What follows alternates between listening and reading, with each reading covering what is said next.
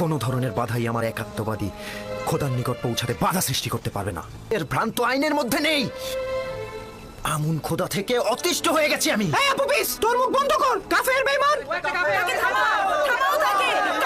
একাত্মবাদী খোদার কাছে চাইছি সে আমাকে কুদরত দান করুক, এই কঠিন মৃত্যুকে যেন আমি সহ্য করতে পারি।